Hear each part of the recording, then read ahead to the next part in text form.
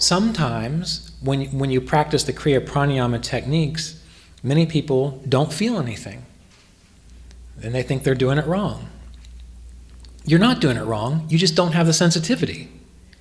And that's where many people quit Kriya Yoga or even other types of meditation techniques, because they learn something which is actually very good for them. They don't think it's working. It is. It's just they can't feel it yet. Okay. This might be the wrong crowd for this, but how many of you don't like being hugged? Any of you? One person doesn't like being hugged. Okay. Yeah, definitely the wrong crowd for that. For a long time, I did not like being touched. I didn't like it. Like, people got near me and I was like, stop. They wanted to give me a hug. I was like, no, I'm not a hugger. Just quit. And then I went to massage school and I got a lot of massages and I got really close with people and it didn't bother me anymore. And so there's a reason I didn't like being hugged. There's a reason a lot of people don't like being hugged, because they're either oversensitive or they've had to shut down their sensitivity for some reason. And so when we're learning to practice meditation, yes, it's for relaxation.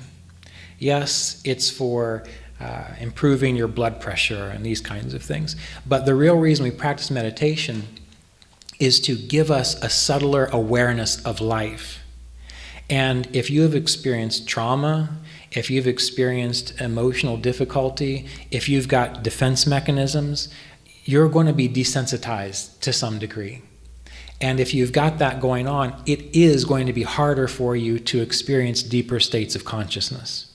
And this is one of the reasons why, in order to practice these things, many people say sometimes when you practice certain types of pranayama or spiritual things that it's dangerous. It's not any more dangerous than trying to go climb a mountain without any training.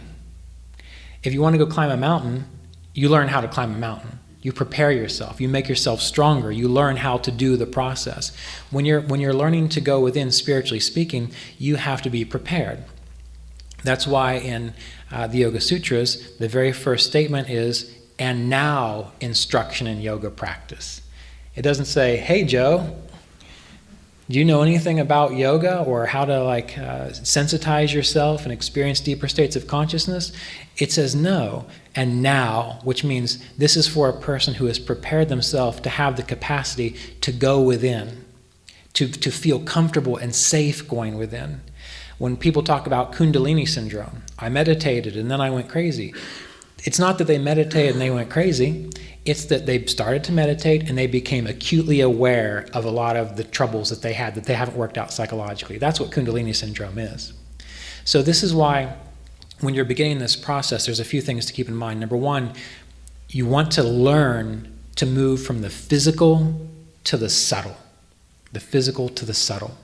Many people wonder, not many, but some people wonder, well, why do I need to do Hatha Yoga? Why do I need to take care of my body if I'm just going into the subtle? Well, if you can't feel your physical body, if you aren't able to have sensitivity to that, what makes you think that you're really going to have the capacity to feel something that is infinitely subtler than that?